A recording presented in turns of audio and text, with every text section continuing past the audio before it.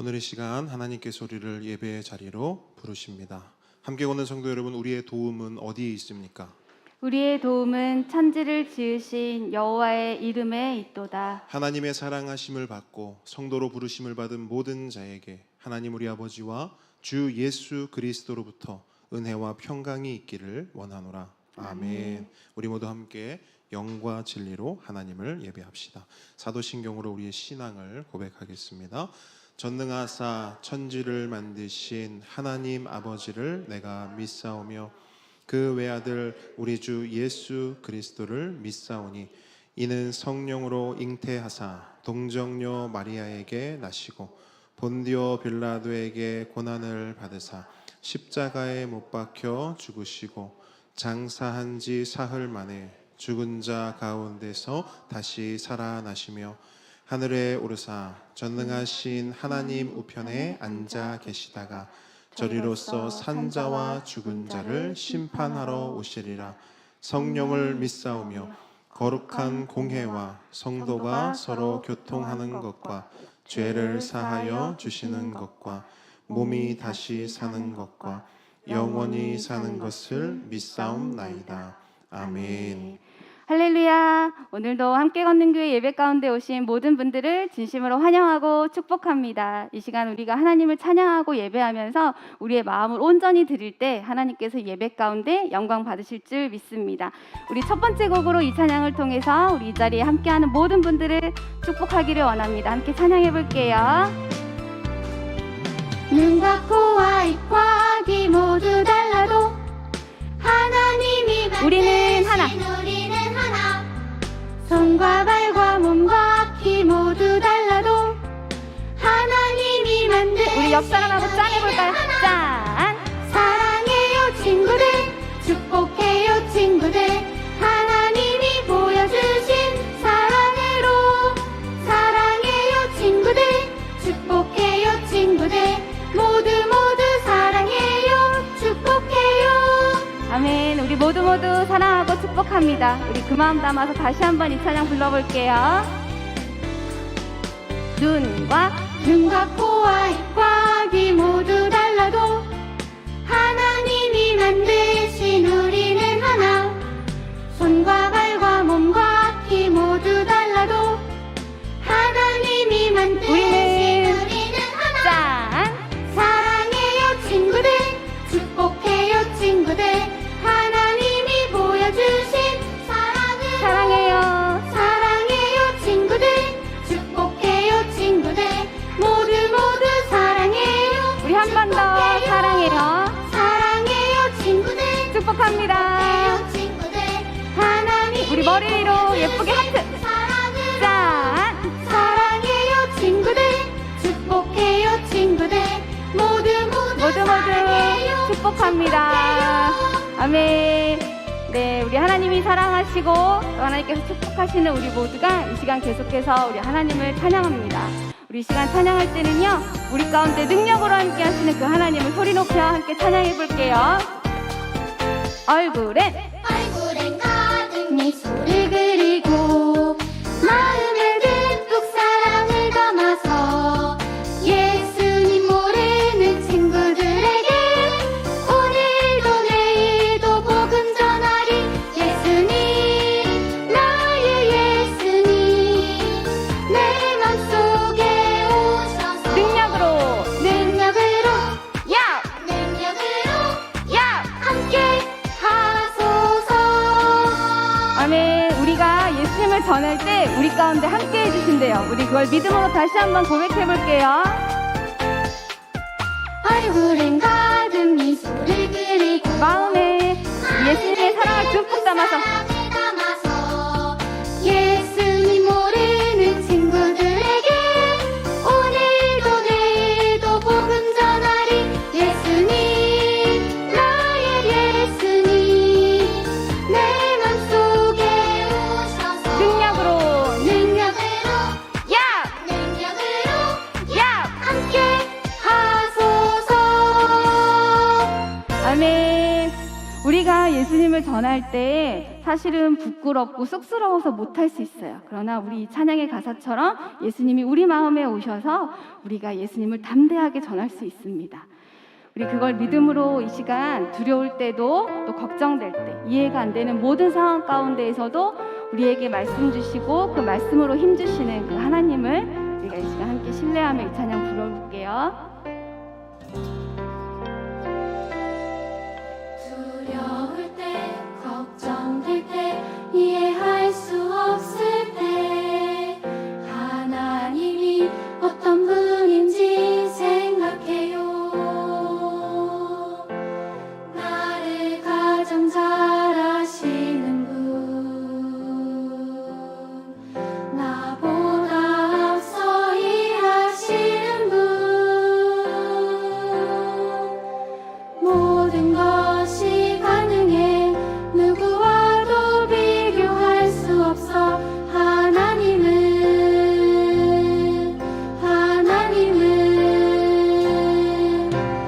나 오직 여호와 하나님의 그 말씀을 따르며 나 오직 참되신 하나님만 굳게 믿을래요. 하나님만.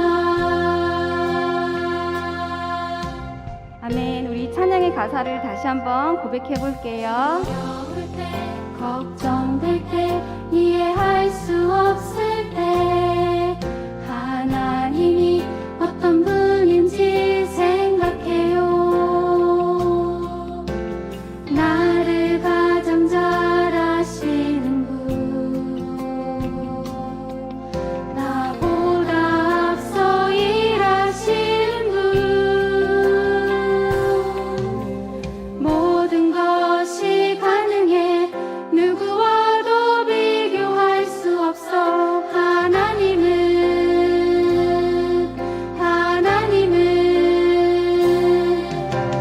나 오직 여호와 하나님의 그 말씀을 따르며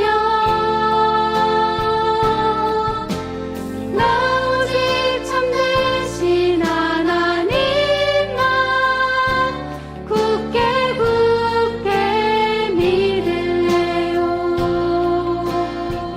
하나님만. 우리의 고백으로 함께 올려드릴게요. 나 오직 여호와 하나님 그 말씀만 따르기를 원합니다. 그 말씀을 따르며 나 오직 참되신 하나님 굳게 믿을래요. 우리 한 번 더 고백해 볼게요. 나 오직 여호와 하나님의 그 말씀을 따르며 아멘.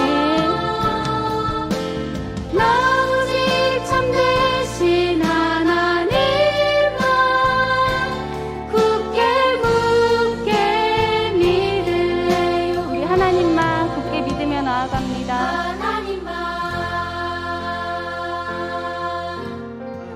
아멘. 아멘. 아유, 이 찬양은 언제 불러도 참 너무 감사하고 너무 귀한 찬양인 것 같습니다. 여러분, 우리 계속해서 찬양하기 원하는데요. 여러분, 오늘부터 우리 보배 은찬이가 우리 드럼으로 함께 예배를 섬기기로 했습니다. 여러분, 앞으로 여러분 사실 생각해 보세요. 얼마나 은찬이는 안 그렇겠지만 이거 참 쉽지 않은 자리 아닙니까? 그렇죠? 그래서 은찬이가 걱정했던 게 뭐냐면 여기에 가사가 있기 때문에 다 자기를 보는 거 아니냐고. 근데 드럼은 원래 그거를 감당해야 되는 자리인 거예요, 여러분. 우리 은찬이 우리 보배 앞으로 잘 섬길 수 있도록 우리 응원과 격려의 박수 한번 하겠습니다. 제가 이렇게 은찬이 이렇게 세워지는 걸 보면서 그냥 그런 꿈이 생겼어요. 우리 보배들이 마이크도 잡고 노래도 하고 다른 악기들도 이렇게 하나씩 배우고 지금 민우 같은 경우도 악기를 또 배우고 있거든요. 그래서 우리 건이도, 우리 시연이도, 우리 은서도, 그다음에 로이도 잘 이렇게 그 하나님 안에서 이렇게 예배하는 또 예배자로 이렇게 또 잘 자라기를 꿈꿔보고 기대해 봅니다. 아멘. 제가 알기로는 건이가 이 노래하는 걸 참 좋아한다고 제가 들었어요. 건이 눈이 이만해졌어요. 네, 아무튼 기대하는 마음으로 여러분 기쁜 마음 우리 하나님께도 감사하는 마음으로 함께 또 찬양했으면 좋겠습니다. 우리 예수님의 이름을 높입니다.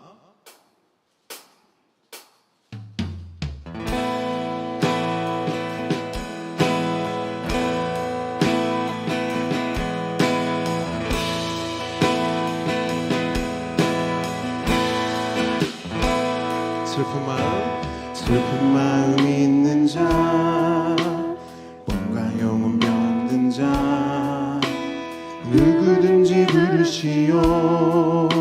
예수 이름 부르시오.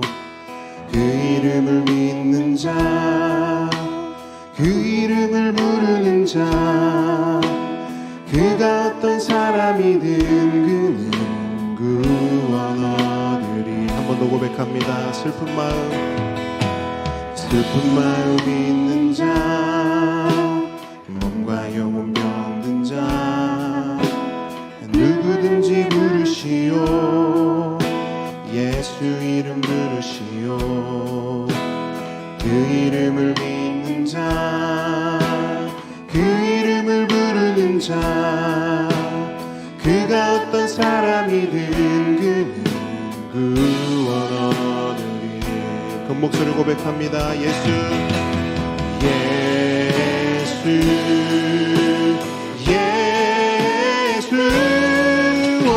능력의 그 이름 예수, 나 외쳐 부르네. 예수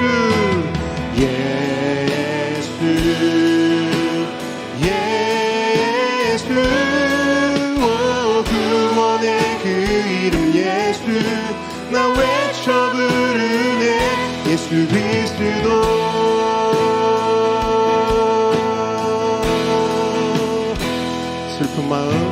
슬픈 마음 있는 자, 몸과 영혼 병든 자, 누구든지 부르시오. 예수 이름 부르시오. 그 이름을 믿는 자, 그 이름을 부르는 자, 그가 어떤 사람이든 그는 구원 얻으리. 함께 고백합니다. 예수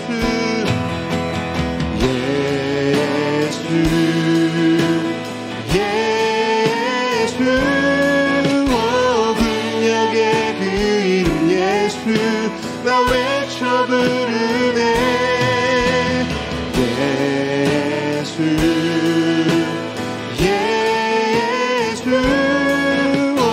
구원의 그 이름 예수, 나 외쳐 부르네. 예수 그리스도. 아멘. 은과 금 내게 없으나 나 가진 건 너에게 주니. 능력의 이름 예수라. 그 이름을 붙드시오. 그 이름을 믿는 자, 그 이름을 외치는 자, 그가 어떤 사람이든 그는 주의 영광 보리라.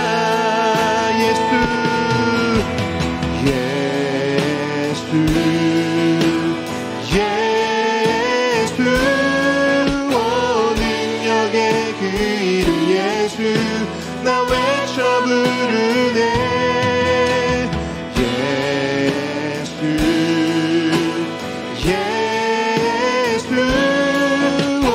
구원의 그 이름 예수, 나 외쳐 부르네.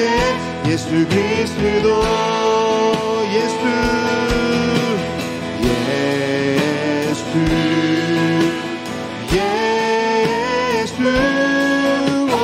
능력의 그 이름 예수, 나 외쳐 부르네. 예수 예수 오 구원의 그 이름 예수 나 외쳐 부르네. 예수 그리스도 예수 우리 왕이여 예수 우리 왕이여 이곳에 오소서 보좌로 주여 임하사 찬양을 받아 주소서. 주님을 찬양하오니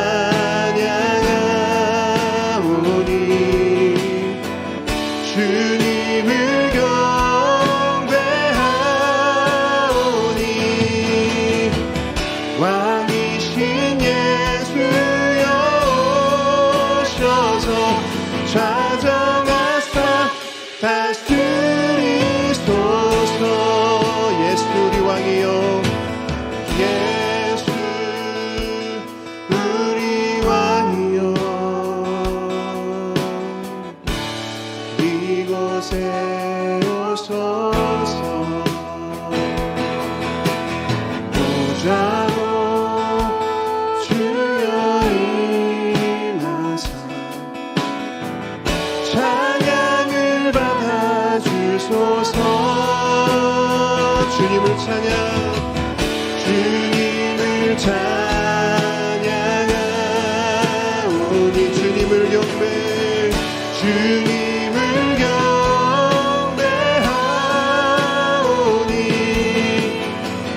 왕이신 예수여 오셔서 좌정하사 다스리소서. 주님을 찬양 주님을 찬양하 주님을 경배해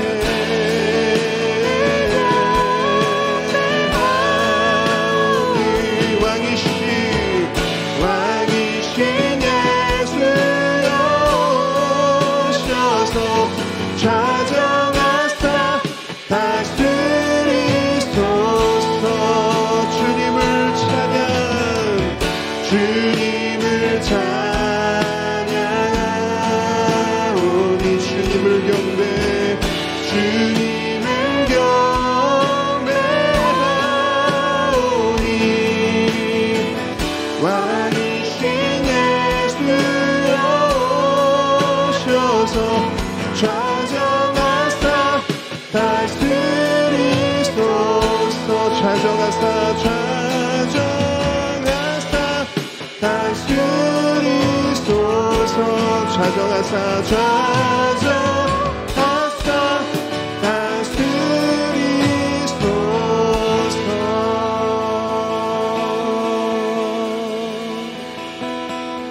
아멘. 주님 이곳에 임하셔서 다스려 주시옵소서. 아멘. 이 시간 강미분 집사님 우리를 대표해서 기도해 주시겠습니다.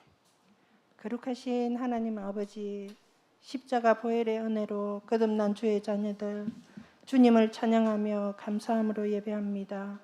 우리의 목자 되시는 하나님 아버지의 관대한 사랑이 우리를 자유케 하시고 평강을 누리게 하시니 감사와 찬양을 드립니다. 말씀과 기도로 주님과 친밀한 시간을 가지지 못해 쉽게 넘어지는 우리의 죄를 고백합니다. 죄로 인하여 늘 연약한 우리가 깨어있지 못해 사단의 유혹에 넘어져 두렵고 떨림으로 길을 잃고 헤맬 때 멈춰선 곳에서 하나님을 찾게 하시고 우리의 심령 가운데 계시하시는 하나님의 말씀을 구하는 은혜를 주시옵소서. 우리 주님의 이름에 능력이 되시는 아버지 하나님, 우리 함께 걷는 교회 각 지체의 아픔을 아시오니 주님께 간절함으로 나아갑니다. 고쳐주시옵소서. 우리 가족 구원에 애타는 심정이 있고 나라를 지키느라 먼 곳에서 수고하는 남편과 아들, 주님 그곳에서 안전을 지켜주시고 주 안에서 평안을 누리는 복을 주시옵소서. 함께 걷는 교회를 섬기시는 목사님의 가정의 필요를 채워주시고 믿음의 가정의 분을 따라 우리 교회를 섬기시는 목사님과 전도사님 가정에 하나님의 복이 넘치게 하옵소서. 한 성령 안에서 아버지의 기름 부으심으로 유정은 목사님을 통해 선포되는 말씀에 은혜로 우리의 삶이 변화되어 간정이 넘치게 하옵소서. 하나님이 사랑하시는 우리 아이들을 위해 기도합니다. 주일학교 말씀 공부가 시작되었습니다. 우리 아이들이 하나님을 알아가는 기쁨이 넘치게 하시고 우리 모든 성도와 부모의 무릎이 낙타 무릎 되게 하시고 하나님의 뜻을 따라 세상이 줄 수 없는 내면이 강한 아이들이 되게 하옵소서. 먼 곳에서 헌신하시는 선교사님 가정을 보호하여 주시고 복음 들고 산을 넘는 발걸음을 지켜주시고 복음이 선포되는 곳에 주님께 돌아오는 사람들이 넘치게 하옵소서. 물질을 드리는 손길에 채우심으로 화답하시는 아버지의 크신 은혜로 드리는 기쁨을 누리게 하옵소서. 감사드리며 우리 주 예수 그리스도의 이름으로 기도드립니다. 아멘. 아멘.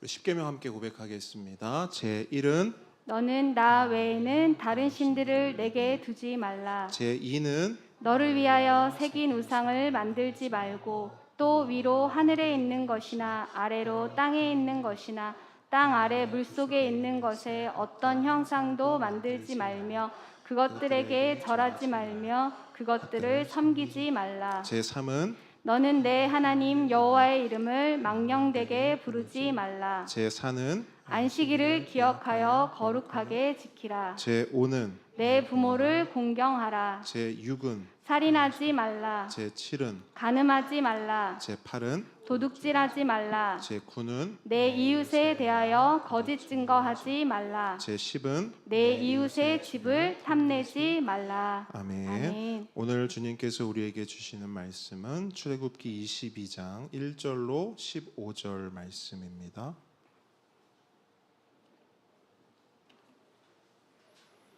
출애굽기 22장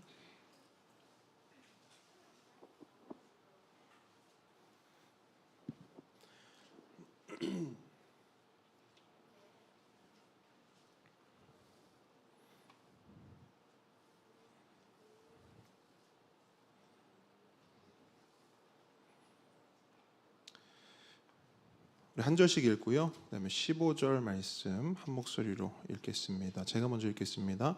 사람이 소나 양을 도둑질하여 잡거나 팔면 그는 소 한 마리에 소 5마리로 갚고 양 한 마리에 양 4마리로 갚을 지니라.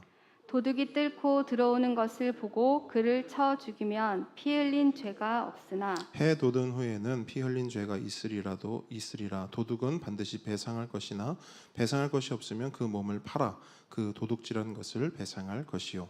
도둑질한 것이 살아 그의 손에 있으면 소나 낙이나 양을 막론하고 갑절을 배상할지니라. 사람이 밭에서나 포도원에서 짐승을 먹이다가 자기의 짐승을 놓아 남의 밭에서 먹게 하면 자기 밭에 가장 좋은 것과 자기 포도원에 가장 좋은 것으로 배상할지니라. 불이 나서 가시나무에 댕겨 낯가리나 거두지 못한 곡식이나 밭을 태우면 불 놓은 자가 반드시 배상할지니라. 사람이 돈이나 물품을 이웃에게 맡겨 지키게 하였다가 그 이웃 집에서 도둑을 맞았는데 그 도둑이 잡히면 갑절을 배상할 것이요. 도둑이 잡히지 아니하면 그 집 주인이 재판장 앞에 가서 자기의 그 이웃의 물품에 손댄 여부의 조사를 받을 것이며 어떤 이름 물건 즉 소나 낙이나 양이나 의복이나 또는 다른 이름 물건에 대하여 어떤 사람이 이르기를 이것이 그것이라 하면 양편이 재판장 앞에 나아갈 것이요 재판장이 죄 있다고 하는 자가 그 상대편에게 갑절을 배상할지니라. 사람이 낙이나 소나 양이나 다른 짐승을 이웃에게 맡겨 지키게 하였다가 죽거나 상하거나 끌려가도 본 사람이 없으면 두 사람 사이에 맡은 자가 이웃의 것에 손을 대지 아니하였다고 여호와께 맹세할 것이요 그 임자는 그대로 믿을 것이며 그 사람은 배상하지 아니하려니와. 만일 자기에게서 도둑 맞았으면 그 임자에게 배상할 것이며 만일 찢겼으면 그것을 가져다가 증언할 것이요 그 찢긴 것에 대하여 배상하지 아니할지니라. 만일 이웃에게 빌려온 것이 그 임자가 함께 있지 아니할 때 상하거나 죽으면 반드시 배상하려니와 함께 읽겠습니다. 그 그 임자가 그것과 함께 있었으면 배상하지 아니할지니라. 만일 새 낸 것이면 새로 족하니라. 아멘. 겸손과 순종의 마음으로 오늘 이 말씀을 함께 받도록 하겠습니다. 오늘 본문 이렇게 같이 읽었는데 어떠세요? 무슨 말인지 알겠습니까? 아시겠어요? 아시는 분 나오시세요? 오늘 말씀은 좀 이렇게 봤으면 좋겠어요. 오늘 말씀 전체에서 여러분들이 읽었잖아요. 그 가장 많이 나오는 단어, 가장 많이 반복되고 보이는 단어가 있어요. 그게 뭡니까? 배상, 그죠? 배상이라는 단어입니다. 자, 배상이 뭘까? 자, 우리 보배들 맞춰보세요. 퀴즈입니다. 자, 배상이 뭘까요? 배상. 우리 시연이 뭐라고 했어요? 뭐라고요? 갚아주는 거. 정답입니다. 정답이에요. 자, 우리 시연이 보배가 이야기해 줬던 것처럼 배상이란 내가 누군가의 소유와 권리를 침해하거나 피해를 주었을 때 그로 인한 손해를 물어주고 갚아주는 것입니다.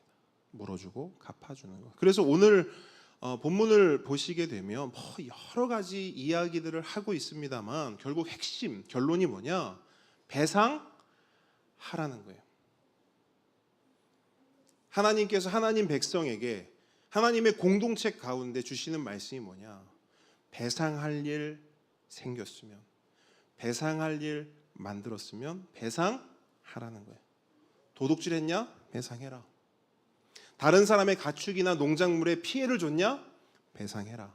마땅히 배상해라. 오늘 이 배상에 대한 하나님의 뜻을 묵상하는데요. 묵상하실 때 배상의 참 의미를 깨닫고 우리 모두가 오늘 설교의 제목처럼 배상하는 삶을 살아내기를 우리 주님의 이름으로 축복합니다. 가장 먼저 살펴볼 것은 이겁니다. 저를 한번 따라해 주시겠습니까? 배상은 선택이 아니라 필수다. 여러분, 하나님께서 이스라엘 백성에게 이 법을 주실 때요, 특별히 언급하지 않은 제도가 있어요. 우리 이 시대에는 제도가 있는데 그 당시에는 이 제도가 없었어요. 그게 어떤 제도일까요? 감옥제도입니다. 감옥제도. 오늘날 우리의 사법제도는 죄를 지은 사람을 감옥으로 보냅니다. 그리고 그 감옥에서 자신의 죄값을 치르게 하죠. 그런데 하나님의 사법제도를 가만히 보고 있으면 감옥이 존재하지 않습니다. 그래서 하나님은 감옥으로 보내는 대신 철저히 뭘 하게 하시느냐. 오늘 본문에 나와 있는 것처럼 그 본인이 끼친 손해와 피해를 철저하게 배상하게 하세요. 그러니까 감옥에서 죄값을 치르게 하는 게 아니라 배상함으로 죄값을 치르게 하는 것이죠. 그렇기 때문에 하나님의 사법제도에는 배상이 아니면 죄값을 치를 방법이 있다 없다? 없다. 그러므로 배상은 선택이 아니라 보다 필수다. 그렇다면 이 배상 중심의 사법제도가 가진 장점은 무엇인가? 여러 가지가 있겠지만 크게 두 가지를 꼽아보자면 첫째는 이거예요. 피해자가 가장 확실한 피해 보상을 받을 수 있다는 겁니다. 오늘 본문 1절에 나오는 사례처럼 어떤 사람이 다른 사람의 소를 훔쳐서요 잡거나 팔았어요. 그러면 그 소를 도둑 맞은 사람과 그 집은 어떻게 될까요? 우리 집이 소를 도둑 맞았어요. 그러면 이 집은 어떻게 되는 거예요? 모든 것이 올 스탑 되는 거예요. 농사 스탑. 어디를 가거나 무거운 짐을 나르는 것 스탑. 다른 말로 모든 경제 활동이 멈춰지는 거예요. 뿐만 아니라 그 소가 한두 푼이 아니잖아요. 어쩌면 그 당시에 어떤 사람에게 어떤 집에 있어서 그 소는요 전 재산이었을 수도 있어요. 근데 졸지에 그 전 재산을 다 잃어버린 거잖아요. 말 그대로 거지가 된 거죠. 그런데 이런 상황 가운데 그 가해자를 감옥으로 띡 보낸다. 그럼 이 피해자의 막막함, 여러분 말로 표현할 수 있을까요? 아니요. 내가 굶는 걸 넘어서 내 부인, 내 자녀들이 당장 길가에 나앉게 생긴 거예요.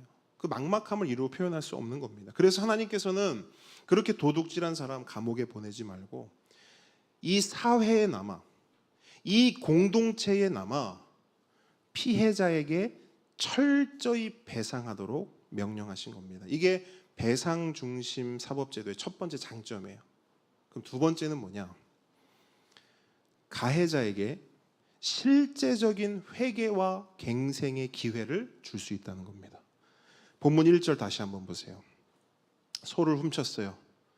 그리고 그 소를 잡거나 팔았어요. 얼마를 배상해 주라고 합니까? 소 한 마리에 몇 마리? 5마리. 양은요? 4마리. 여러분, 이거 어마어마한 거죠. 어마어마한 겁니다. 근데 이랬으면 어땠을까 한번 생각해 보세요. 너 소 한 마리 훔쳤냐? 그럼 소 한 마리로 배상해 주라. 양 한 마리 훔쳤냐? 그러면 양 한 마리 배상해 주라. 이렇게 됐으면요. 그러면 가해자 입장에서, 도둑 입장에서 어떤 마음을 먹을 수 있어요? 그래? 뭐 해볼 만한데? 그거 가지고 뭐 배상해 주고 말지. 이렇게 하고 끝냈을 거예요. 근데 여러분, 소 한 마리가 아니라 소 5마리면 이 도둑이 어떤 생각을 할까요? 야, 내가 이거 보통 죄를 지은 게 아니고 나 이제 큰일 났다. 나 너무 큰 죄를 지은 거구나. 그 배상의 조건 자체만으로 그 마음에 뭘 주는 거예요? 회개의 기회를 주는 거예요. 뿐만 아니라 여러분, 그 죄값을 치르려면 어떻게 해야 되는가? 지금 당시에는 감옥 제도가 없었기 때문에 그냥 감옥에서, 흔한 말로 그냥 감옥에서 썩고 나오면 되지, 이게 안 되는 거예요. 그러니까 무슨 수를 써서라도 그 사회에 남아서, 그 공동체에 남아서 실제로 소 5마리를 배상해 줘야 되는 거예요. 이게 그냥 뜬구름 잡기식으로 야, 한 소 5마리 정도 네가 이렇게 배상해 줘야 돼, 아니라 소 5마리 배상해 줘야 돼요. 그래야 그 죄값을 치를 수 있는 거예요. 근데 여러분 생각해 보세요. 그 소를 훔친 사람이 소를 왜 훔쳤어요? 소가 있어서 없어서? 없어서. 돈이 없어서 그 소를 훔친 거라고요. 한 마리도 없어서 그 소를 훔친 건데 5마리를 무슨 수로 갚냐고요.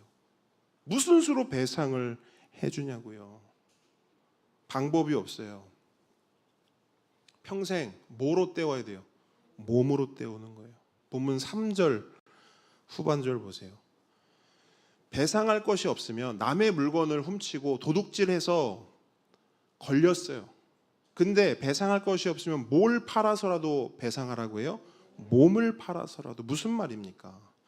피해자의 집에 종이 되라는 거예요. 피해자의 집에 종이 되어서라도 그 죄값을 치르라는 겁니다. 그러니까 몸으로, 힘으로, 그 인생으로 배상하라는 것이죠.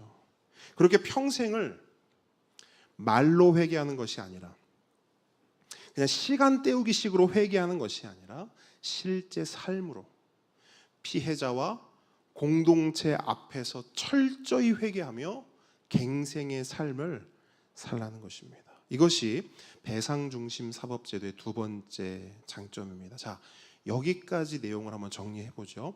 하나님의 사법제도에서 죄값을 치르는 방법은 딱 하나인데, 감옥이 아니라 뭐다? 배상이다.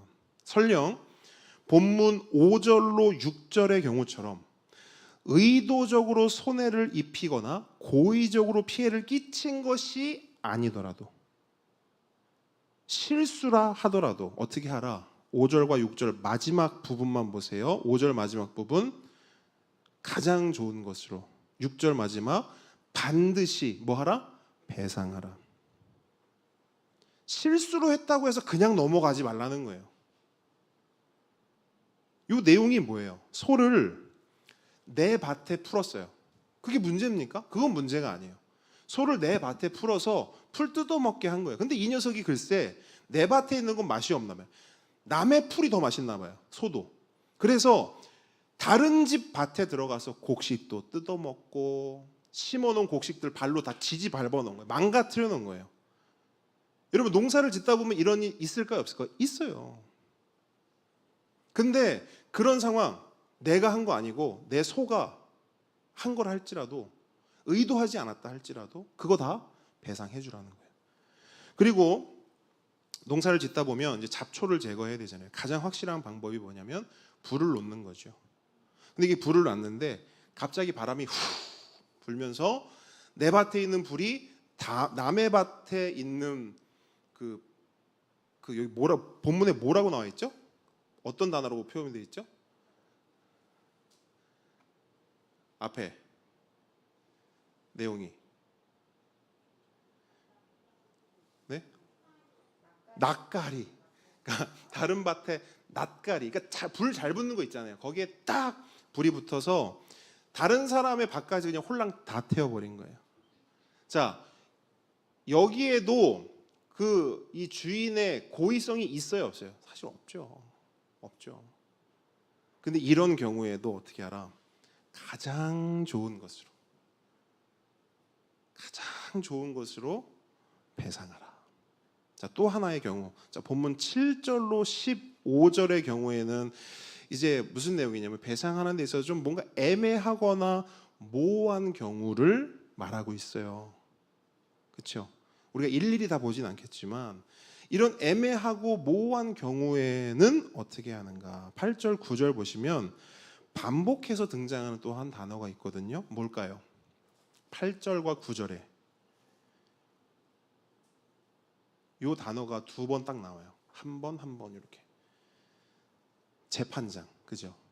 재판장 보이십니까? 근데 여기서 한 가지 여러분들이 아셔야 될 건 뭐냐면 우리말 성경은 이걸 재판장이라고 번역을 했는데 그러니까 원어로 보면 이 재판장이 뭐로 되어 있냐면 한번 따라합니다. 엘로힘. 자, 이게 무슨 말이냐면 애매하거나 모호하다고 해서 대충 넘어가지 말고 재판장 앞에서 엘로힘 앞에서 엘로힘이 뭐예요?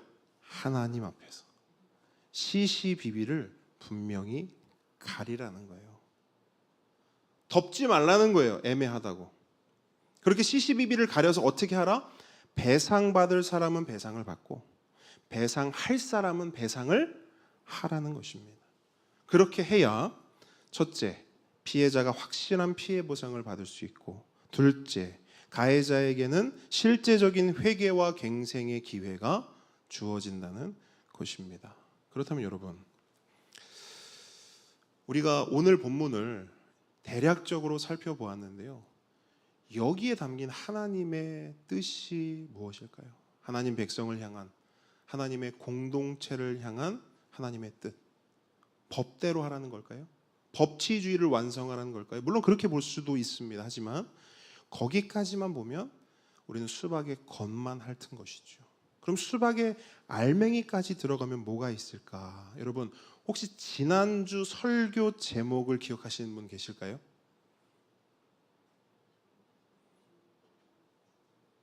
이로 시작합니다. 이웃으로 시작해요. 사랑도 나오고요. 실제도 나옵니다. 네, 지난주 설교 제목은 이웃 사랑의 실제였죠. 네, 사실 근데 이거는 외우기 어려운 제목이에요. 외우기 어려운 제목이에요.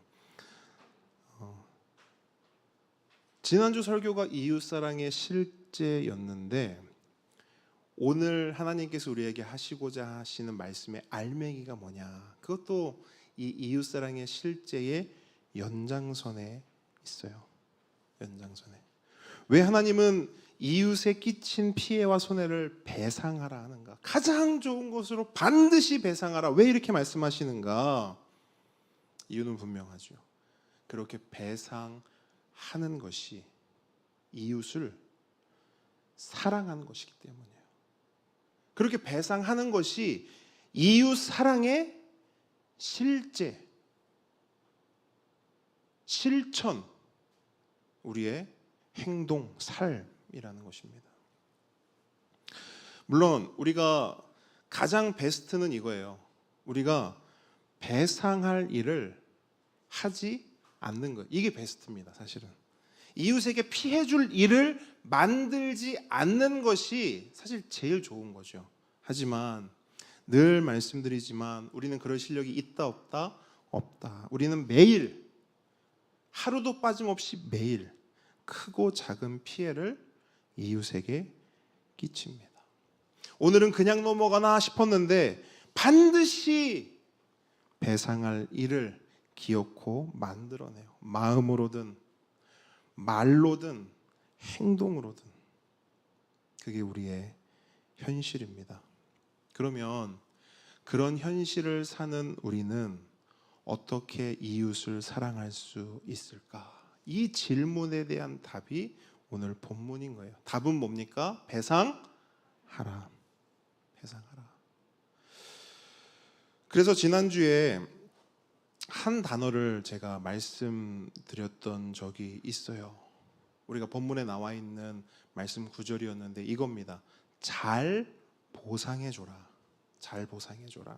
아마 기억나실 거예요. 이게 히브리어로 뭐라고요? 샬렘, 그죠? 샬렘이라고 말씀드렸습니다.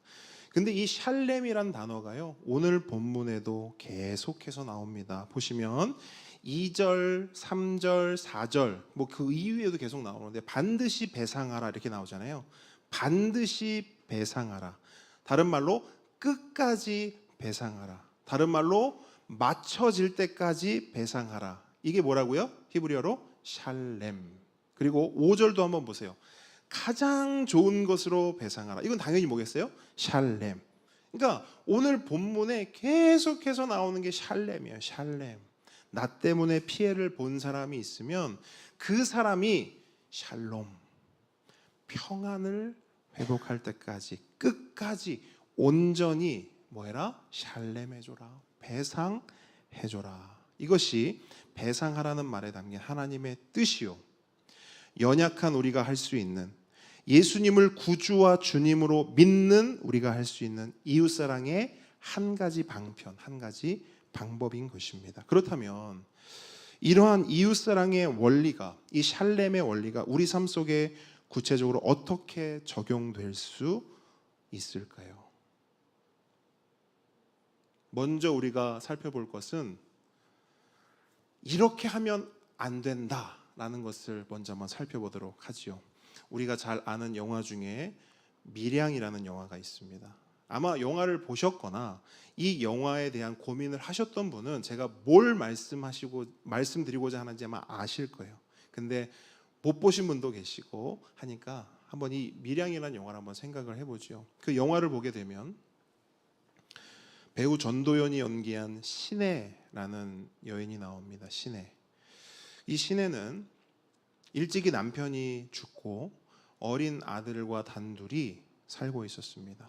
그러다가 죽은 남편의 고향인 밀양으로 이사를 오게 되죠. 그런데 그 밀양에서 이사 와서 얼마 되지 않았을 때 너무나 안타까운 사건이 또 일어나게 됩니다. 그 사건이 뭐냐면 하나 남은 가족인 아들마저도 유괴를 당해 목숨을 잃게 된 것이지요. 이제 신혜에게는 남편도 없고요, 하나 남은 아들도 떠나 보냈습니다. 그렇게 신혜는 고통의 시간을 보내게 됩니다. 그러던 중에 누군가의 전도를 받아서 교회에 출석을 하게 됩니다. 그리고 거기서 하나님의 사랑과 위로 그리고 회복을 경험하게 되죠. 그런데 그 회복 후에 이 신혜가요, 놀라운 결단을 하게 됩니다. 바로 자신의 아들을 유괴하고 죽인 그 살인범을 찾아가서 용서하겠다는 거예요. 놀라운 결단이죠. 그렇게 신혜는 살인범을 찾아갑니다. 하지만 살인범을 만난 신혜는요, 살인범의 말 한마디에 완전히 무너져 버려요. 말 그대로 정신줄을 그냥 놓게 됩니다. 그 살인범이 어떤 말을 했는가? 자신이 유괴하고 죽인 그 아이의 엄마를 앞에 두고 어떤 말을 하는가? 여러분 들어보세요. 이렇게 말합니다. 신혜는 아니고 그 아들이 이제 준이거든요. 준이 어머니 이렇게 말해요. 준이 어머니 이렇게 와주셔서 감사합니다. 준이 어머니에게 우리 하나님 아버지의 이야기를 듣게 되어 참말로 감사합니다. 저도 이곳에서 믿음을 가지게 되었습니다.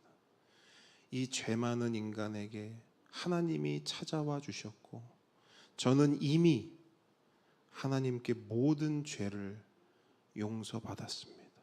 눈물로 회개하고 용서받았습니다. 그리고 나서 마음에 평안을 얻었습니다. 이 얼마나 감사한 일입니까? 그래서 저는 이곳에서 늘 준이 어머니를 위해 항상 기도했습니다. 그런데 이렇게 직접 준이 어머니를 만나고 보니, 그리고 준이 어머니를 통해 우리 하나님 아버지의 말씀을 들은 걸 보니 하나님께서는 역시 제 기도를 들어주시는 것 같습니다. 이렇게 얘기를 해요. 실제로 얼굴이 너무나 평안해요. 심지어 이 이야기를 하면서 웃어요. 여러분, 우리가 시내라면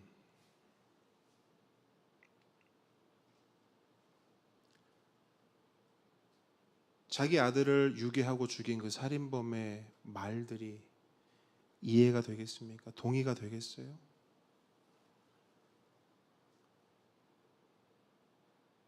안 됩니다. 안 돼요. 왜냐? 그러한 말과 그러한 태도는 하나님이 말씀하신, 성경이 말씀하는 온전한 샬렘도 아니요, 제대로 된 이웃사랑도 아니면 더 정확히는 그는 회개했다고 말하지만 그것은 진정한 회개조차도 아니기 때문입니다. 여러분, 진정한 회개가 무엇입니까? 진정한 회개는 하나님 앞에서만 하는 것이 아니라 피해자 앞에서도 하는 것입니다. 복음서를 보면 우리 신앙의 강령이 나오죠. 한 율법사가 예수님께 묻잖아요. 우리 신앙에서 가장 중요한 게 무엇입니까? 그러니까 예수님이 말씀하세요. 하나님 사랑하듯 이웃 사랑하는 것이 우리 신앙의 강령이다. 그럼 우리는 예수님께 동일하게 질문할 수 있습니다. 예수님, 그럼 회개의 강령은 무엇인가요? 하나님께 용서를 구하듯 이웃에게도 용서를 구하는 것이 회개의 강령이다. 이렇게 말씀하지 않으시겠습니까?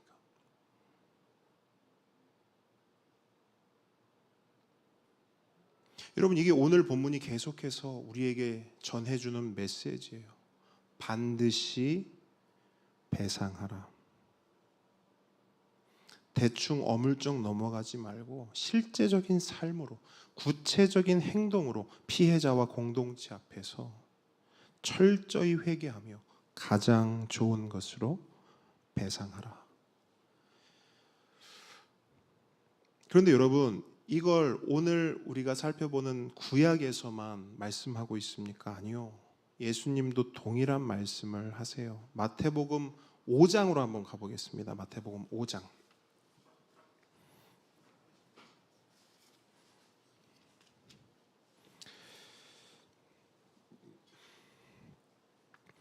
마태복음 5장 23절로 24절.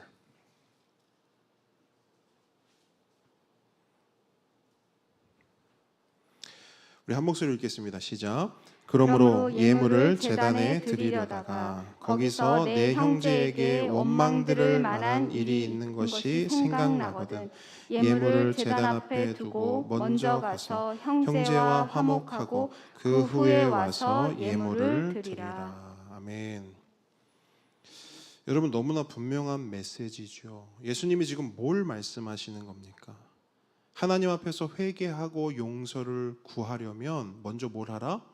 여기서 이러고 있지 말고 너를 원망하는 피해자를 찾아가서 그 사람한테 먼저 회개하고 그 사람에게 먼저 용서를 구하라는 겁니다. 하나님과의 관계 회복 이전에 이웃과의 관계 회복이 우선되어야 한다는 것입니다.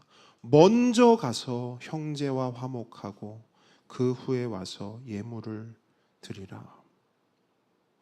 여러분, 이것이 성경이 우리에게 말씀하는 진정한 회개요, 진정한 샬렘이며 진정한 이웃사랑인 줄 믿습니다. 그리고 우리가 앞서 밀양을 통해서 그렇게 하지 말아야 한다라는 사례를 보았다면 이번에는 이렇게 해야 한다라는 사례를 볼 건데요. 어디로 가냐면 누가복음 19장으로 갑니다. 누가복음 19장으로 한번 가볼게요.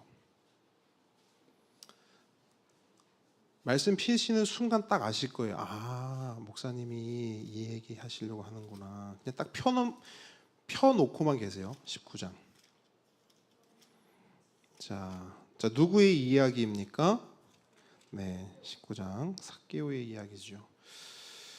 우리가 너무나 잘 아는 삭개오 이야기입니다. 삭개오는 혈통으로 보면 레위 사람이었습니다. 레위 사람. 그리고 그 이름에 담긴 의미는요, 청결한 자, 정결한 자예요.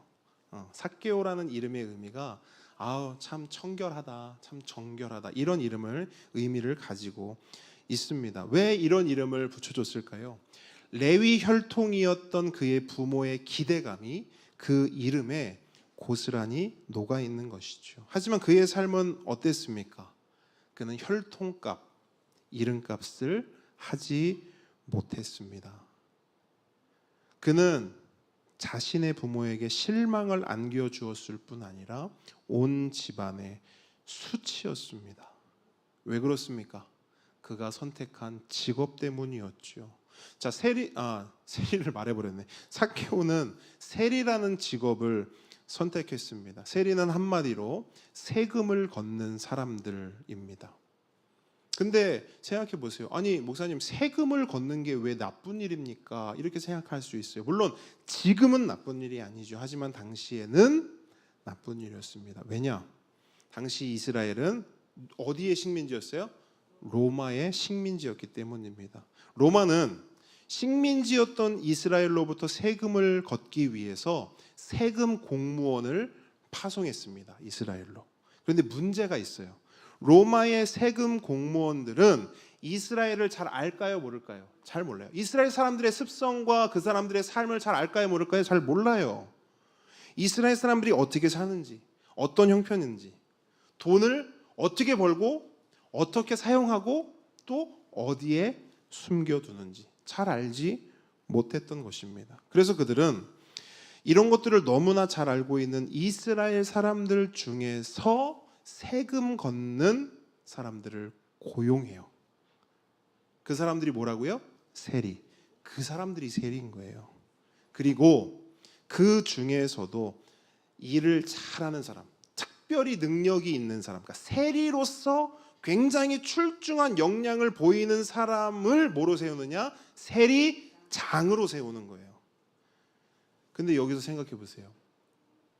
세리로서 일을 잘하고 능력이 있다는 게 뭐예요? 다른 거 없어요. 로마 편에 딱 달라붙어 가지고 이스라엘 사람들을 돈을 가장 잘 뜯어내는 게 일을 잘하는 거예요. 숨겨둔 돈 빡빡 찾아내서 오롯이 걷어서 로마에게 갖다 바치는 거. 한마디로 로마의 앞잡이 노릇을 가장 잘하는 사람이 세리장이 되는 겁니다. 그게 능력 있는 사람이었어요, 당시에는. 근데 그 사람이 누구냐? 바로 오늘 본문에 나오는 삭개오예요. 삭개오가 그 일을 너무너무 잘했어요. 2절 한번 보세요. 삭개오라 이름하는 자가 있으니 뭐라고요? 세리장이요. 또한 뭐라고요? 부자라. 자, 삭개오가 세리장인 동시에 부자래요. 아니, 로마의 세금을 걷었을 뿐인데 어떻게 부자가 될 수 있을까? 로마에서 그래도 월급을 좀 많이 줬나 보다. 여러분 생각해보세요. 많이 줬겠습니까? 우리 일제 강점기 때를 생각해 보세요. 일제에 부역하고 일제의 앞잡이 노릇했던 사람들 뭐 대단한 월급과 봉급을 받았나요? 아니요. 그 사람들은 그렇게 돈을 벌지 않죠. 삭개오도 마찬가지였어요. 삭개오가 그럼 어떻게 돈을 벌고 부자가 되었느냐? 로마의 힘을 등에 업고 그 힘으로 자기 민족, 자기 이웃의 돈을 착복한 것이지요. 그 방법밖에 없어요. 예를 들어 로마의 세금으로 10만 원을 걷어야 한다. 이 집에서 10만 원을 걷어야 돼요. 근데 이 집에서 10만 원을 안 걷고요. 15만 원을 걷는 거예요. 20만 원을 걷는 거예요. 30만 원을 걷는 거예요. 자기 마음대로, 자기 뜻대로, 원하는 대로. 그리고 로마에 10을 주고 그 나머지는 누가 주머니로 들어가요? 삭개오 주머니로. 그렇게 부자가 된 것입니다. 이 한 줄에 담긴 내용이 이거예요. 삭개오는 세리장이었고 부자였다. 민족을 등치고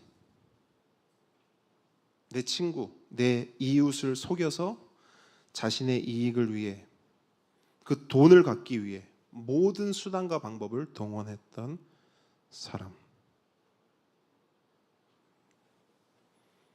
누군가에게 피해를 주고 누군가에게 손해를 끼친다 해도 나만 좋으면 나에게 이익이 되기만 하면 뭐든지 다 했던 사람.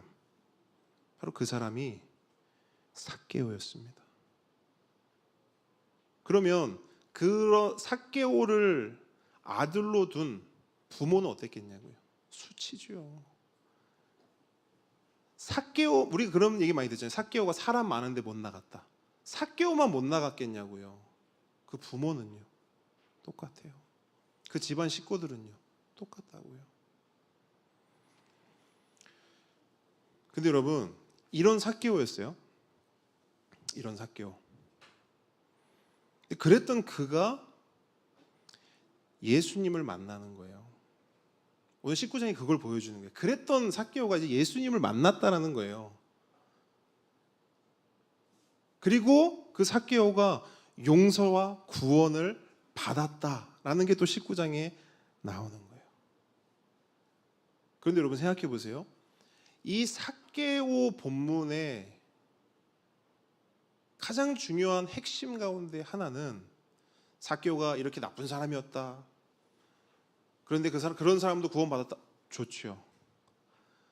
그런데 이 19장 본문을 자세히 면밀히 들여다보시면요. 본문은 방점을 거기에 두지 않아요. 본문은 이 19장 삭개오 본문의 방점을 8절에 두고 있어요.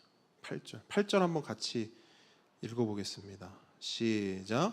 삭개오가 서서 주께 여짜오되 주여 보시옵소서 내 소유의 절반을 가난한 자들에게 주겠사오며 만일 누구의 것을 속여 빼앗은 일이 있으면 내 갑절이나 갚겠나이다. 아멘.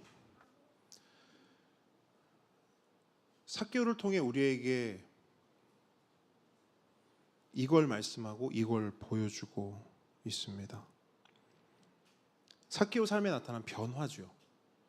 그리고 그의 삶에 나타난 변화는 분명합니다. 그는요, 하나님 사랑만 말하지 않아요. 오히려 뭘 말하고 있어요? 이웃 사랑을 말하고 있죠. 구원받은 삭개오는 하나님과의 관계 회복만을 말하지 않습니다. 그보다 앞서 이웃과의 관계 회복을 먼저 우선적으로 말하고 있죠. 삭개오는 이런 고백하지 않았어요. 그러니까 자신이 지금까지 괴롭혔던, 자신이 돈을 착복하고 자신이 등을 쳤던 자기 민족, 자기 이웃, 자기 친구들에게 이런 말 하지 않아요. 이스라엘 사람들이요, 나의 이웃들이요, 저는 이제 믿음을 가지게 되었습니다. 이 죄 많은 인간에게 예수님이 찾아와 주셨고 저는 이미 예수님께 모든 죄를 용서받았습니다. 눈물로 회개하고 용서받았습니다. 그리고 나서 마음에 평안을 얻었습니다. 이 얼마나 감사한 일입니까? 그래서 저도 오늘부터 여러분을 위해 기도하겠습니다. 여러분도 예수님 믿고 평안을 얻고 감사하는 삶을 살았으면 좋겠습니다. 아멘이 나오면 안 되는데 이렇게 말하지 않았다고요. 물론 좋죠. 이거 되게 좋은 거예요. 소위 우리 교회에서 우리끼리 하는 말, 은혜로운 말이에요. 은혜로운 간증이라고요. 근데 삭개오는 왜 이런 고백하지 않았을까요? 왜 성경은 삭개오의 이런 고백을 실어주지 않았을까요? 성경은 오히려 삭개오의 이 말을, 이 결단을 실어줘요. 내 소유의 절반을 가난한 자들에게 주겠사오며 만일 누구의 것을 속여 빼앗은 일이 있으면 내 갑절이나 갚겠나이다.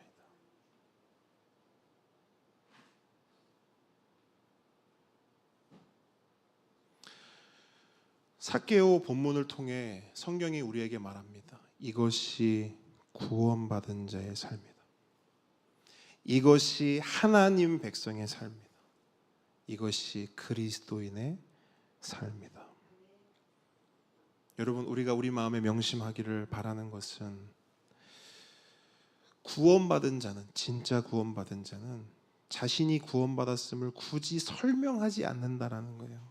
내가 이렇게 구원받았고 내가 이렇게 구원받은 삶을 살고 있고 이런 식으로 일일이 구구절절 설명하지 않는다는 겁니다. 그럼 구원받은 자는 뭘로 말하냐? 삶으로 말하는 거예요. 우리가 흔히 쓰는 관용어 아닙니까? 삶으로 말한다. 삶으로 보여준다. 삶으로 증명한다. 근데 여러분, 왜 그런 말들이 관용어가 되겠어요? 그게 정답이니까요. 그게 진리니까요. 그렇게 해야 하니까요.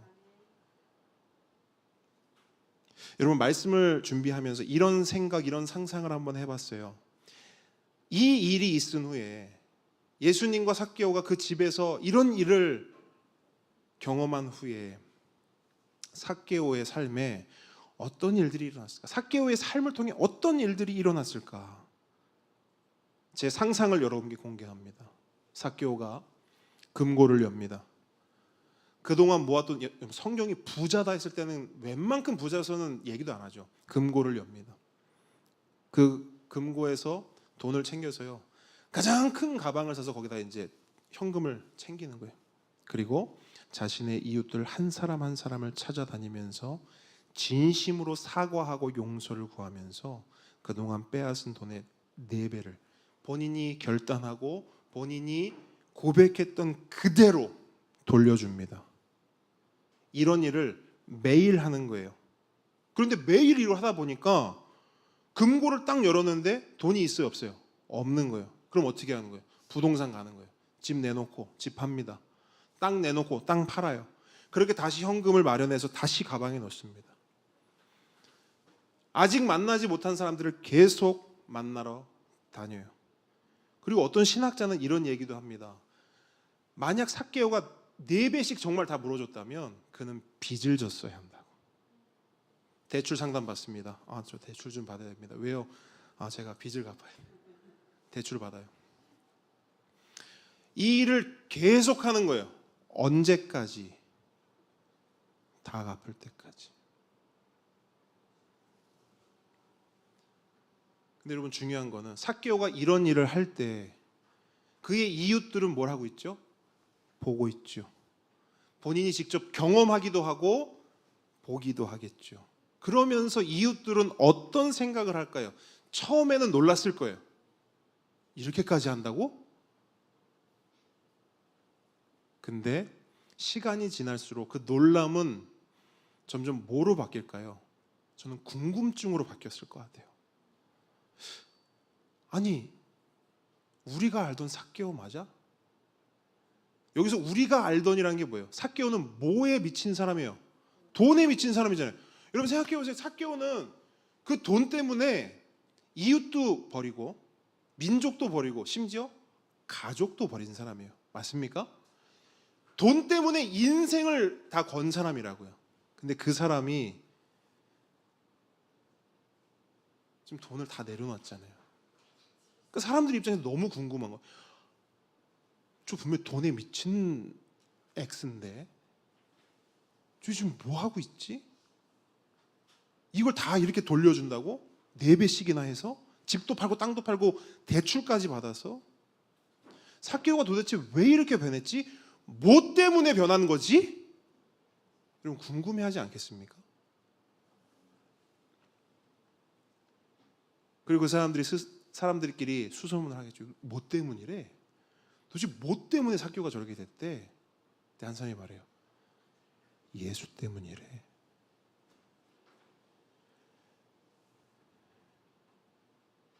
그때 그날 예수님 우리 동네 지나갔을 때 그날 예수님이 삭개오의 집에 갔었대. 그때부터 삭개오가 저렇게 변했대. 그럼 사람들 뭐라 했어요? 야, 그 예수 정말 놀랍다. 그 놀라운 예수 나도 한번 만나보고 싶다. 나도 한번 믿어보고 싶다. 여러분 이런 고백하지 않겠습니까? 성경에는 제가 방금 말씀드렸던 부동산 대출 이야기는 기록되어 있지 않지만 저는 여러분 확신해요.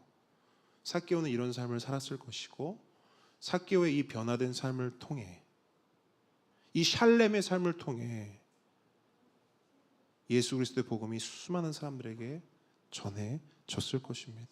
그리고 그 전해진 복음을 통해 수많은 사람들이 하나님께 돌아왔을 거예요. 네. 참고로 여러분 밀양에 나오는 시내는 그 살인범, 그 구원받았다고 주장하는 그 구원받았음을 구구절절 설명했던 그 사람 때문에 시내는 결국 하나님을 떠나게 됩니다. 영화는 그렇게 끝이 나요. 떠나는 것으로 끝이 나요. 아이러니하죠.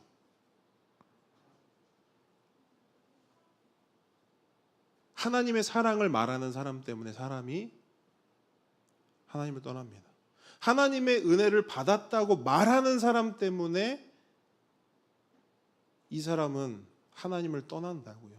너무 아이러니하지 않습니까?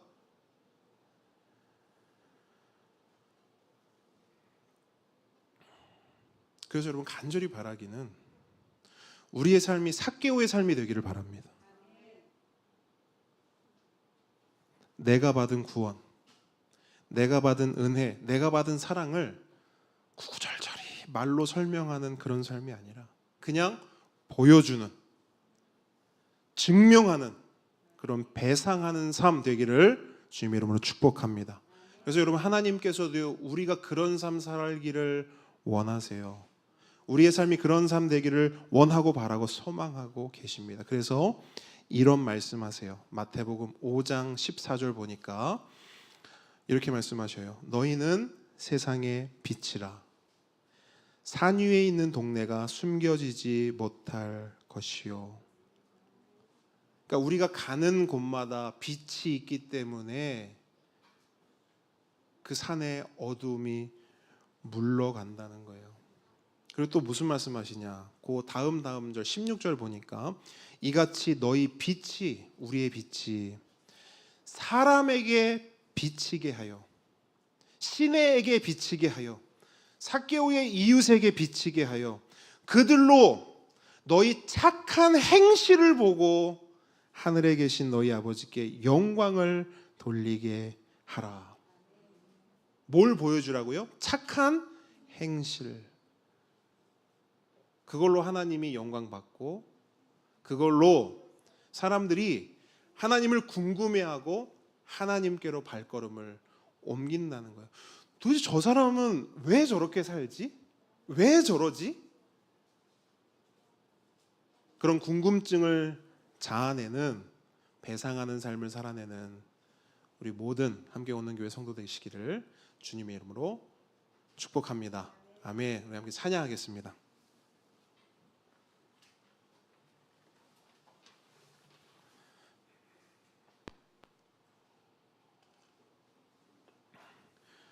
방금 말씀드렸던 이 말씀을 가지고 만들어진 찬양이 있습니다.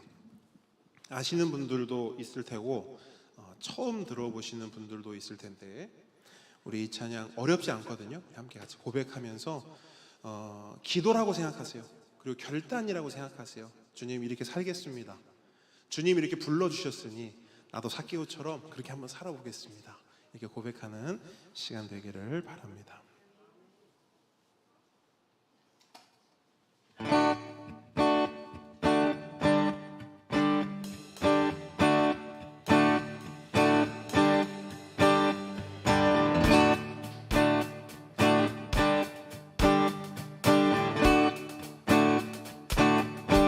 나를 세상의 빛으로 부르신 주님 비추소서. 나도 주님의 빛을 비추리라. 나를 세상의 빛으로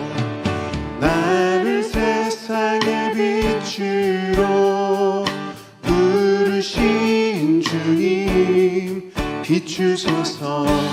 나도 주님의 빛을 비추리라. 한 번 더.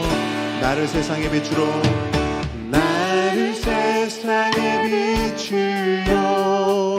부르신 주님 비추소서. 나도 주님의 빛을 비추리라. 나를 세상의 빛으로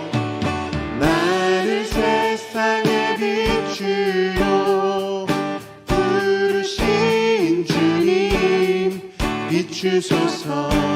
나도 주님의 빛을 비추리라. 어둠을 밝히는 빛 온 세상을 비추는 빛 산 위에 마을이 숨기지 못하네. 어둠을 밝히는 빛 온 세상을 비추는 빛 산 위에 마을이 숨기지 못하네. 나를 세상의 빛으로 부르신 주님 비추소서.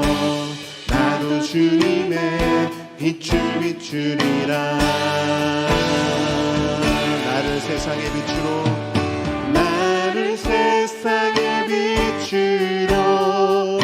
부르신 주님 비추소서. 나도 주님의 빛을 비추리라. 어둠을 밝히는 빛 온 세상을 비추는 빛 산 위에 마을이 숨기지 못하네. 어둠을 밝히는 빛 온 세상을 비추는 빛 산 위에 마을이 숨기지 못하네. 어둠을 밝히는 빛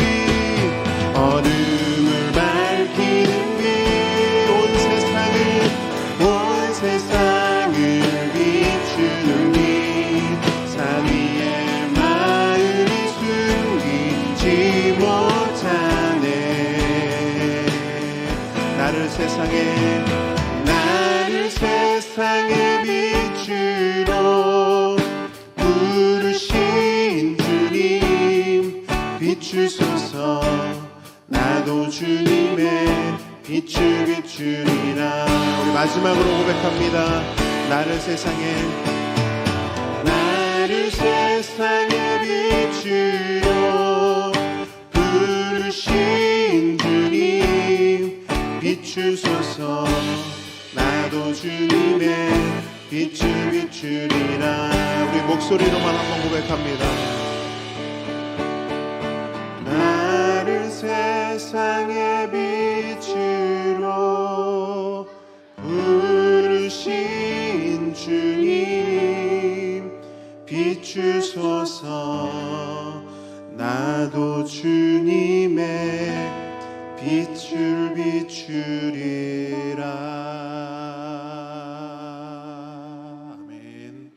다시 함께 기도하겠습니다.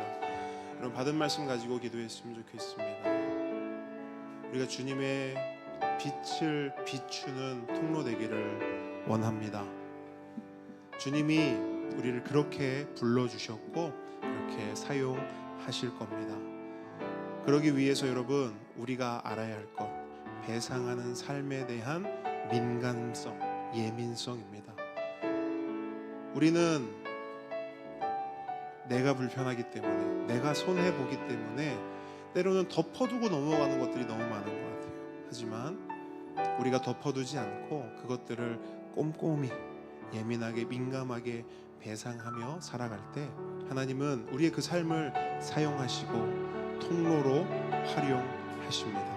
여러분 우리의 삶을 그렇게 내어드렸으면 좋겠습니다. 그런 삶 살겠다고 이 시간 한번 주님께 고백하며 기도하며 나아가면 좋겠습니다. 함께 기도하겠습니다. 하나님 주의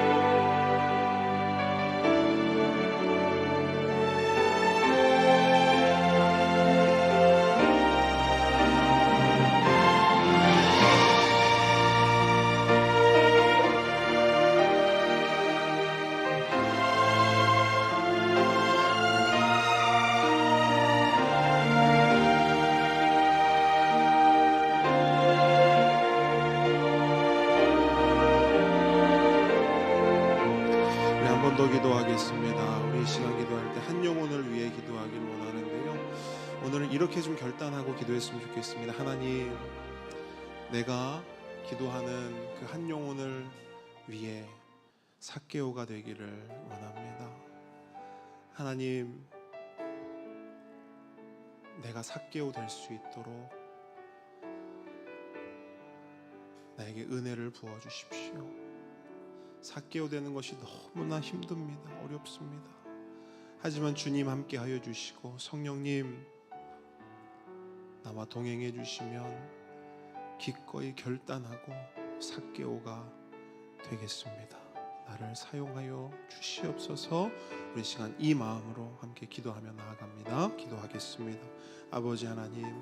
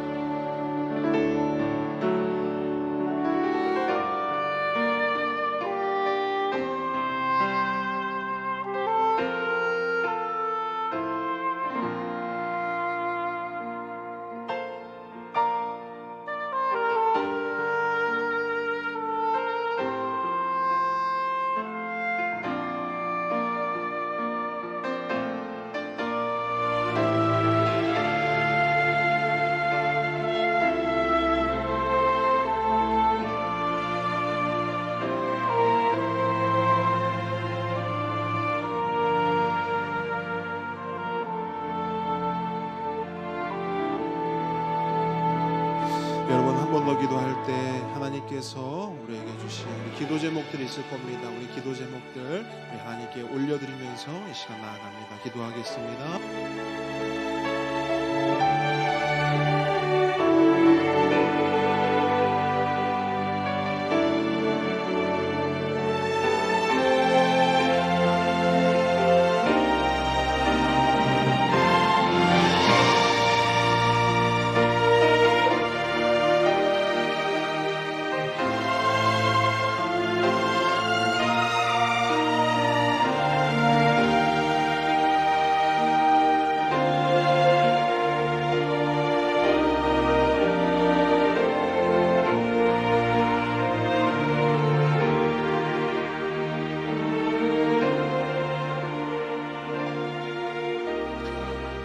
예수님의 이름으로 기도합니다. 하늘에 계신 우리 아버지여, 이름이 거룩히 여김을 받으시오며 나라의 임하옵시며 뜻이 하늘에서 이룬 것 같이 땅에서도 이루어지이다. 오늘날 우리에게 일용할 양식을 주옵시고 우리가 우리에게 죄 지은 자를 사하여 준 것 같이 우리의 죄를 사하여 주옵시고 우리를 시험에 들게 하지 마옵시고 다만 악에서 구하옵소서. 대개의 나라와 권세와 영광이 아버지께 영원히 있사옵나이다. 이제는 우리 주 예수 그리스도의 은혜와 하나님의 사랑과 성령님의 교통하심이 지금 이 자리에서 먼저 가서 형제와 화목하고 그 후에 와서 예물을 드리라고 하는 그 예수님의 말씀에 순종하여 확실하고 선명하게 그리고 구체적이고 실제적으로 배상하는 삶을 살겠습니다. 삭개와 같은 삶을 살겠습니다 라고 반응하고 결단하는 하나님의 모든 자녀 머리 위에 지금부터 영원까지 함께 있을지어다. 아멘.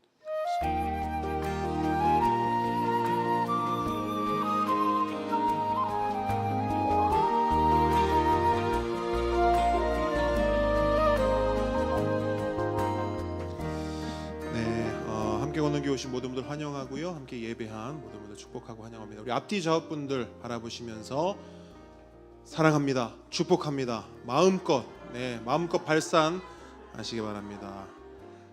자, 여러분 지난주에 광고 드렸듯이 우리 도서 대여 시작했습니다. 많이 활용해 주십시오. 많이 활용해 주시고 그리고 집에 이 책은 좀 우리 성도님들하고 같이 좀 나눴으면 좋겠다 하는 책들이 있으면 가져오셔도 됩니다. 이렇게 해주시고 그다음에 여러분 광고 하나 좀 특별한 광고가 하나 있습니다. 멀리 바누아투에서 온 소식인데요. 우리가 지난번에 우리 바누아투로 저희 부활절 헌금을 보낸 게 아니고 너무 많이 보내서 헷갈리네요. 저희 설립 예배 11조를 보내지 않았습니까? 11조 보냈는데 선교사님이 너무 기뻐하시고 감사하셨어요. 첫 번째, 이런 걸 처음 받아보는데 그게 함께 걷는 교회라는 게 너무 놀랐대요. 왜냐하면 그 김민우 선생님 우리 교회의 어떤 상황이나 이런 것들을 아시거든요. 도대체 무슨 일이 있냐는 거예요. 그래서 하나님이 은혜 주셨다고, 그래서 이렇게 보내게 됐다고, 그래서 너무 기뻐하시고 감사했고 그래서 이제 보냈는데 이제 지난번 말씀드렸듯이 필요한 게 되게 많다고 말씀드렸잖아요. 그래서 일부는 차량을 고치는 데 사용하고 일부는 세탁기를 사셨대요. 한번 보여주시겠어요?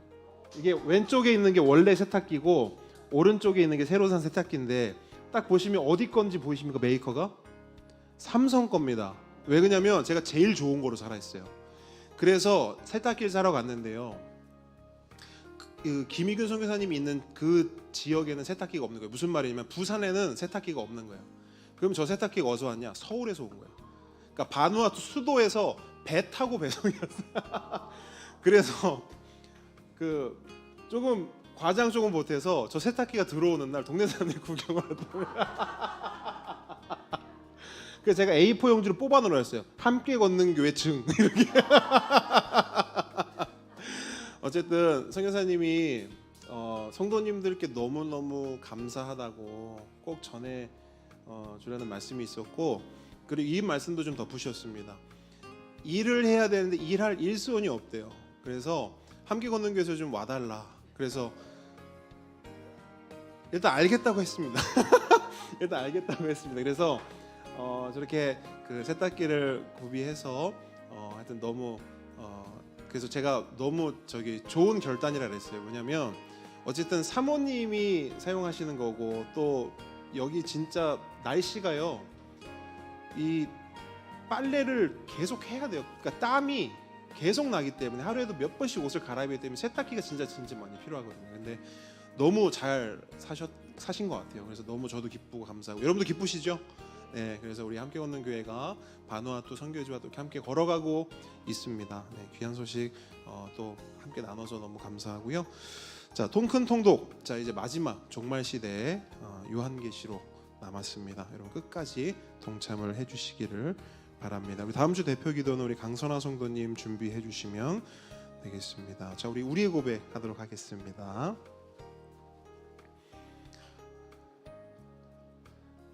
자, 가운데로 오세요. 오늘은 혼자 합니까? 좋습니다. 나는 교회입니다. 나는 교회입니다. 우리가 교회입니다.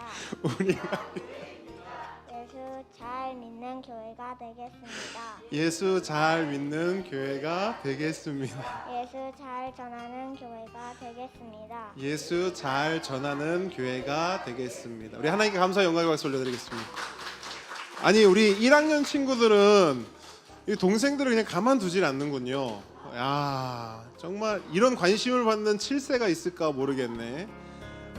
언니 오빠가 너무 듬직합니다. 자, 여러분 우리 식사 교제하도록 하겠습니다.